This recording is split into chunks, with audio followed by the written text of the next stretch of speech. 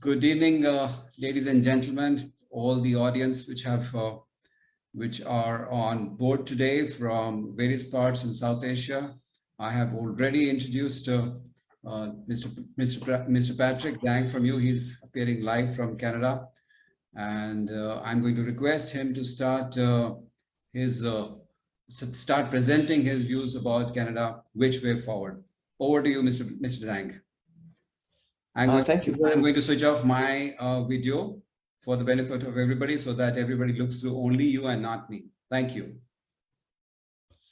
Thank you, Mr. Rajiv Sharma. It's indeed a pleasure and honor to be here with TASA Asia to actually speak on behalf of Canada and the changing environment for education. So first of all, I represent Sal College, which is one of many colleges that are at the forefront of this pandemic era and change that is anticipated in the coming years. So I'd like to move on to my next slide and speak to the past reviews of what's happened with the pre-COVID situation. Most colleges have had a situation where they've experienced at least a 40% drop in enrollments.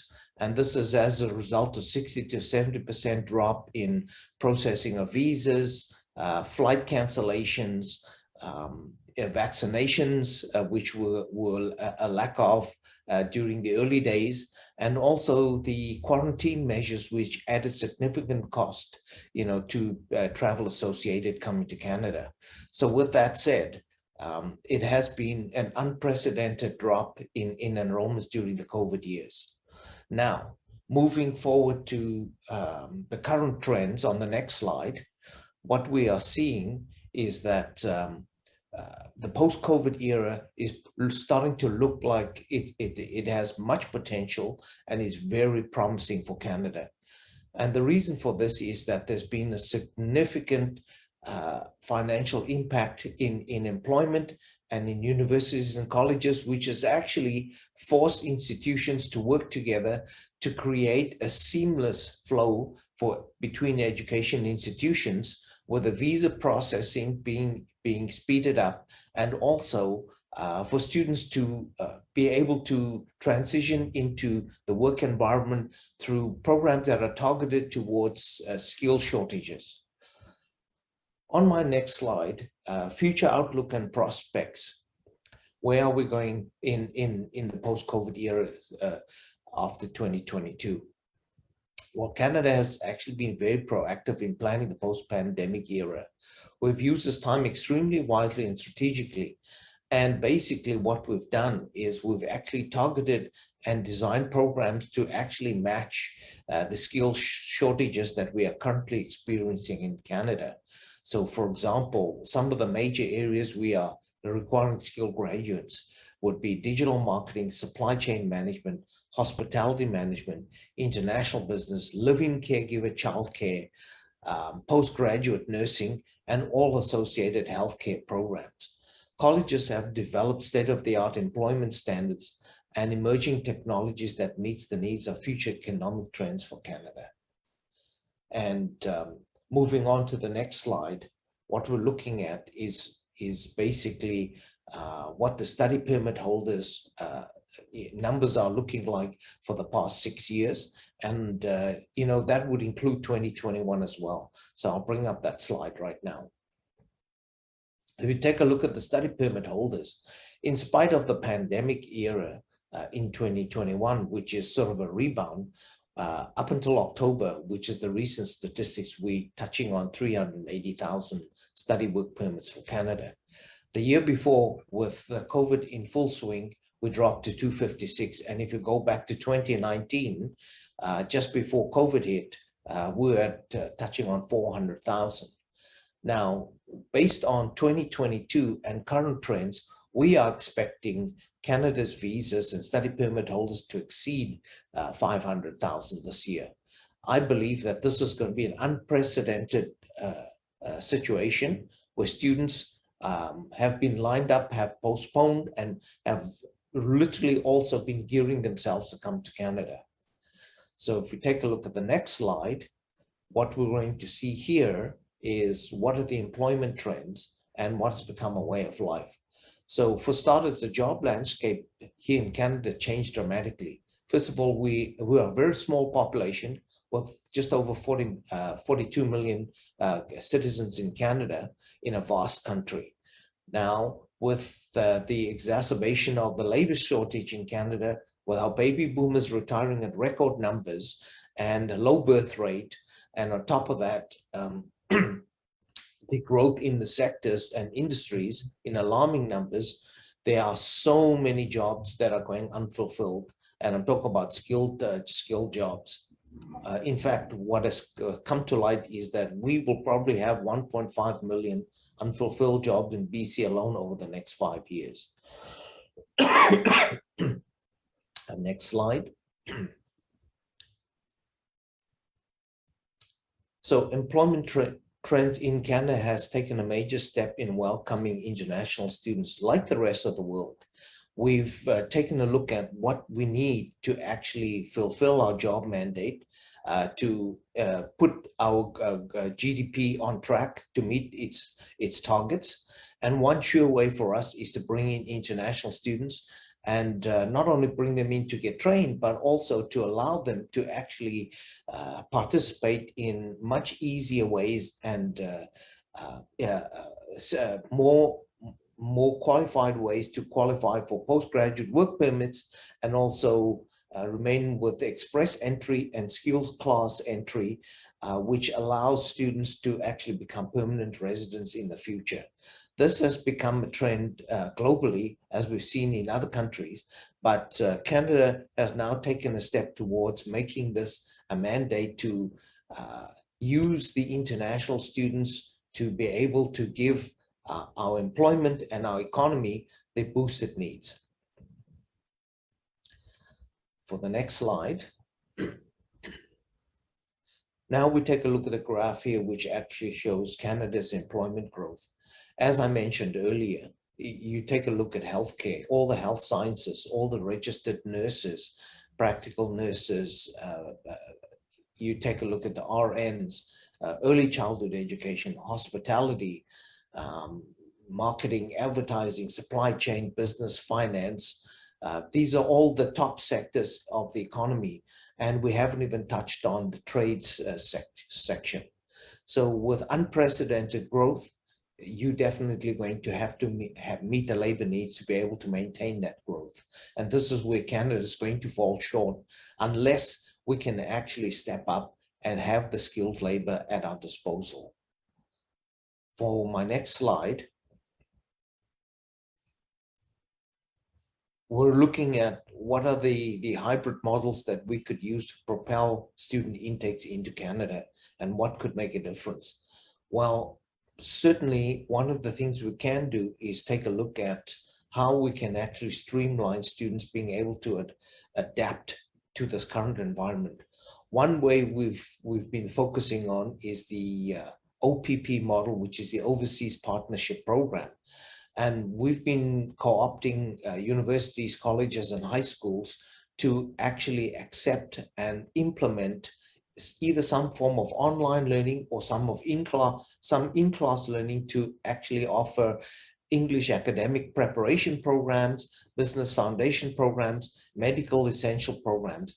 And these are designed specifically to allow students the level of preparedness to apply to Canadian colleges and universities for their studies. The benefits of doing these offshore programs demonstrates to the visa officers that students are very serious. They're spending their own money in their own country, and they're willing to put the preparation work to show that they actually meet the requirements to succeed in Canada. And for our next slide, this hybrid model has the following advantage. First of all, students studying in their own countries will be studying at local costs, which means quite a big amount of savings in terms of living expenses, studies, and being able to save on their finances to pay for the main studies in Canada. As well, it avoids clogging up the system with tons of applications right away, and the colleges and universities are able to filter out any unqualified applicants to focus only on those who actually will meet the need and will meet with favorable approval when applying for visas. And as such, we will target them towards the industries we currently need, such as hospitality, marketing with digital aspects, business fundamentals, medical essential areas, healthcare, supply chain, and English language. We have already attracted significant interest from countries such as Vietnam, Sri Lanka, Korea, Japan, and India, and is further expected interest from other areas such as Philippines, Mexico, Brazil, Europe will follow. And recently, China, where the government passed laws to reinstate for-profit adult learning centers. This is extremely timely, as South Colleges is able to offer many of these countries in tier 2 and tier 3 cities the opportunity to jump on board with overseas partner packages, which allows students to adequately prepare for their lifelong journey in Canada. And for my next slide, the current and future decisions on education and business continuity, which leads to growth. Colleges will need to evolve very quickly and have the programs matched with universities and must form strategic pathway programs that allow students a continuous stream of education that can transition in culmination of postgrad work permits. What we've seen is that the universities and colleges simply do not have enough seats in Canada. So basically what will happen is that students will apply but will be rejected because of the lack of seats. So the way around that would be to partner with colleges such as South College so that students can actually ladder into their programs, but start off the first year or two at a local college level with a pathway into the institutions where there are many seats in year 3 and year 4. And we are proud to be partnering with British Columbia Institute of Technology, Alexander School of Management, New York Institute of Technology, and Fairleigh Dickinson University, and with many more university partnerships in a pipeline targeted towards specific industries, employment opportunities that are related to skilled graduates. My next slide. So what's the suggested game plan for 2022? Well, engage with credible institutions and networks that have programs targeted towards economic and employment outlook in Canada. That's locally, and then get on board with new hybrid models in foreign countries that allow students ease of access to enroll, to do academic prep, and to be able to apply for visas, knowing that they stand a very good chance to get their visas. In that way, we'll be reducing the number of study visa denials by submitting only qualified applicants. And this way, we'll be creating a continuous pipeline of students from preparation programs to college and university to employment. And for my next slide.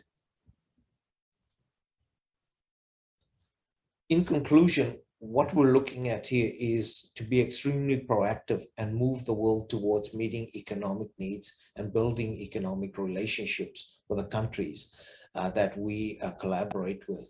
So for example, with India and Canada that have a very, very strong tie and close relationship, we need to leverage and utilize the opportunity for India and Canada to bridge that gap in education and allow the two countries to have a seamless stream of students that may be able to enter our education system and qualify for skilled labor upon graduation. Canada does lead the way in living standards of living, freedom of expression, ethnic diversity, and this makes us a universal global melting pot where cultures can be maintained with a blended Canadian tradition. South College is leading the way in also standing by our students before, during, and after. And what I mean by that is we're providing students free lifelong learning through free lifetime upgrading.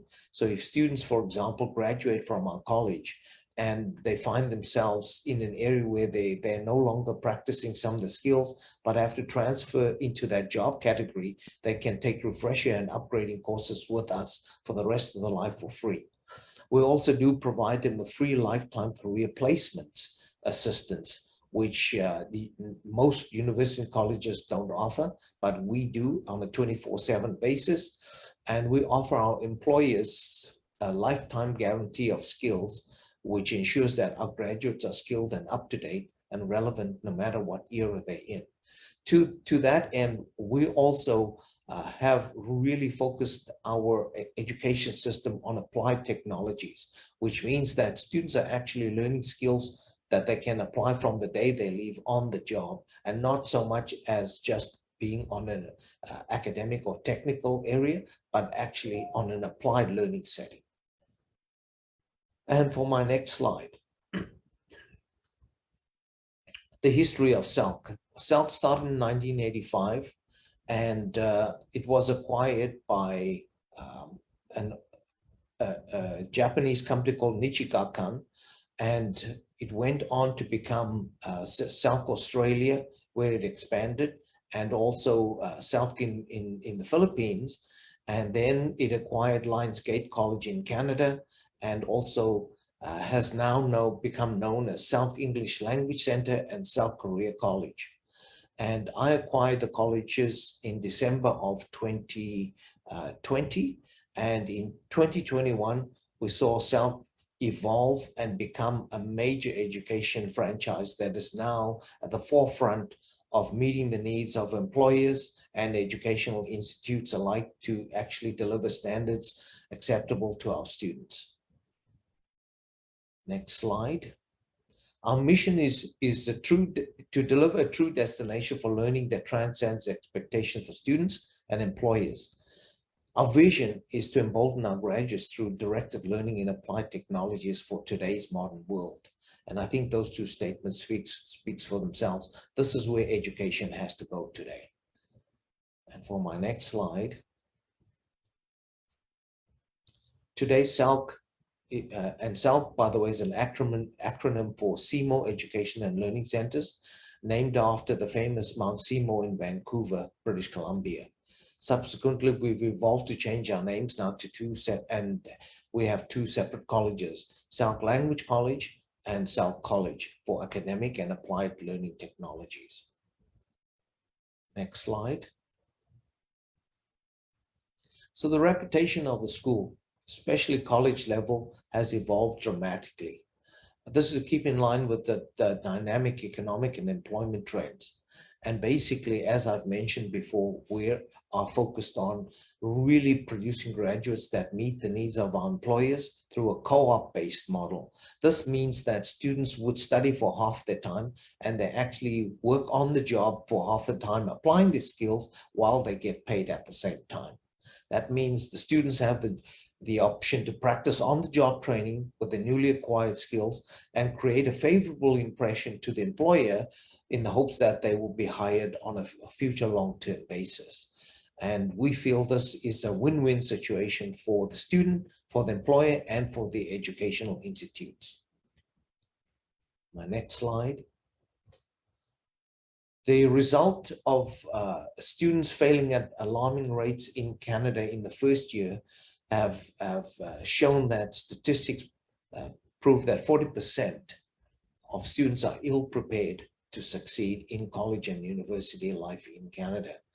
This is where SELC College plays a significant role with its English academic preparation and also its first year of learning pedagogies, which are designed to dovetail into our university life and really give the students the opportunity to adapt to life in Canada, education in Canada, and also understand what economic and employment outlooks will look like throughout their lifetime. Next slide. So in conclusion, I would like to thank TASA Global for connecting us with you all. And we are very happy to be able to be of service to the Indian community. I, for one, have been working with India for at least the last 20 years. And I serve as a proud board member of the Indo-Canadian Education Council. And I'm really excited at the opportunity to better serve our students, employers, and Canada as a country. I'd like to now turn it over to Rajiv. Thank you. Thank you so much, Patrick. It was really a very colorful presentation, I must say. Uh, Thank you. very colorful presentation. Of course, it added a lot of merit to in terms of opening up different points that probably you are more aware than what we are living in this part of the world. Well, while you were presenting, we got a few people from across this part of the world who are attending and have given us certain questions. So the first question, I'm not going to give you every question because I've shortlisted few of them only for you. And the first of them, this has come from somewhere in the south of India. I'm going to narrate this for you to answer to all of us. Sir, of late, especially in last 1 year or so, there have been many, compromises or dilutions which have been seen in the admission opportunities across Canada. Example, without IELTS admission, example, admissions with lowered or no GRE GMAT criteria, especially for STEM programs, or admission waiver or admission fee waivers, etc. So how true is this? And if they are, then how long do you think this will continue? The opportunities can continue for the benefit of students.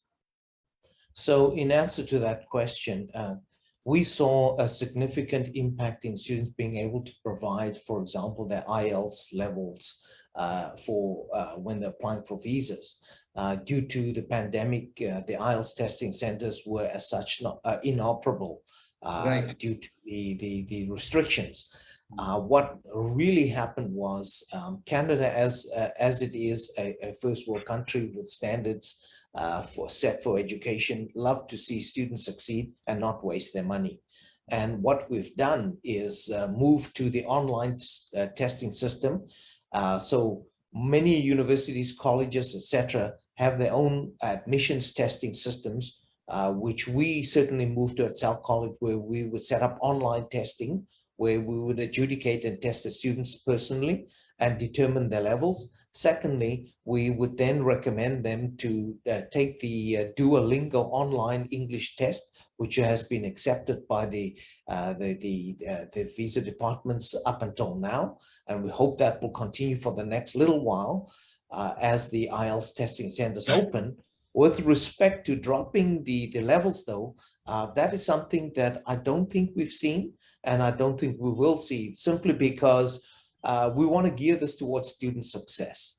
And students spending, their hard-earned money, their parents' money, grandparents' money, taking bank loans, need to be sure that they actually have an English and academic level that gears them towards success. So to that end, what we at South College have done, as I mentioned before, is develop overseas partner packages to actually enhance students in their own country and to study online at home until they meet the acceptance level. And in that way, I think that's how Canada is meeting the needs of students who might not have the right level when they apply. Let's get you trained, let's get you up to speed, and let's get you ready to apply at a level where the visa officer can have confidence that you can succeed in Canada. That's right. That's right. Sir, somewhere during the presentation, I think it was slide number 13, someone is saying, you said the students could enroll in programs that are targeted towards economic and employment outlook in Canada. Which are the sectors you would like to recommend at undergraduate or postgraduate level that fit into this criteria of economic and employment outlook in Canada? So at undergraduate level, I would say basically we're really, really desperate for hospitality workers, for digital marketing, supply chain management, international business, and childcare. Those are at the forefront of undergraduate. For postgraduate, we're really in a major crisis right now for nurses, foreign trained nurses. So nurses who have graduated from foreign countries have a wonderful, wonderful opportunity to come to Canada and do a postgraduate transition plan with us, which includes technical and applied learning as well as on-the-job training as well, to be accepted as full-time and regulated nurses in Canada. All right. And are there any sectors, someone is asking, that went into pressure from employment perspective and will Um, continue to remain in pressure for some time? well, firstly, I think it's no surprise the whole world has gone Of in course. severe pressure with the healthcare sector. Doctors, nurses, understaffing, getting sick, and with many overtime shifts have really depleted, the healthcare system. And if you take a look at health, they had the early childhood sector for childcare. We just don't have enough childcare minders who can look after the children in daycare centers so that parents can get back to work. So right off the bat, I would say those are the most impacted right now. And that in turn impacts the hospitality industry, tourism industry, and the business sectors as well. So anything that gets connected with these remained or will remain under pressure for some time. It will remain under pressure, I believe, for the next 6 to 7 years if we don't attract skilled labor. That's right. That's right. Another question which has come from Nepal, I guess. So this person is saying the students are saying the visa has been received, but now or in future, if online classes are being done, should students travel or hold back? So if the visa is received and students are studying online, my advice would be, to transition as soon as they can to Canada, because you will find your learning experience and your blending into society here will take a significant leap forward if you make that journey and that transition sooner rather than later. The restriction was the quarantine measures, the PCR testing, the costs, etc. But I believe that in the coming months of 2022, a lot of this is looking very promising to be eased or erased, which will allow students, the ability to make that transition. So for those who can transition, I would encourage that right away. That's nice. Actually, exactly this way is what we are also recommending to our students. If you got the visa and if you have the opportunity to join back right from there. Not remain in your home country, just fly. All right, Exactly. sir. One more, and I think this is the last question we have to take. What are the factors that will drive Canada versus USA for studying abroad to bring it to pre-COVID levels? We know that Canada and USA remain on the same page for selection from students' perspective. So what are the factors you think will drive this business from both these perspectives, from USA versus Canada, Canada versus USA, that way? So first of all, Canada is a very liberal country, very open-minded. We are open to cultures from the world coming to Canada. And Canada truly is one of those unique destinations where we feel that you can come here and be Indian and be Canadian. And that gives a lot of people a sense of comfort. And you can express yourself in ways in which you could at home or as a Canadian. But the thing is, your assimilation into society has never looked better and more rosier, because I think back to previous years when students would come and first of all, getting a transition plan to get a postgrad work permit or a permanent resident visa was extremely onerous. It has simply just been made a lot easier with this pandemic taking an impact on our economic and labor trends. So what I would suggest is, first of all, look at Canada as that home away from home. Look at Canada as the place where you can live, study, and work, and also enjoy being and expressing your cultural preference, and being part of a dynamic country that is set to actually hold and become a top destination for international students. So we welcome students. We think that India and Canada are dynamic partners together, and we would like to play our part in ensuring that the path is easier for students from studying to work and to being Canadian. Thank you so much, Mr. Patrick. We'll have to wind up now. We got the rest of the agenda also following up. And thank you so much for being on board and guiding us. And should there Thank be, you so much. just a message to the audience, should there be any more questions or clarification that you want to seek from Patrick, feel free to connect with us, and we'll be glad to pass those points and clarification points to Mr. Patrick and get back to you very, very soon.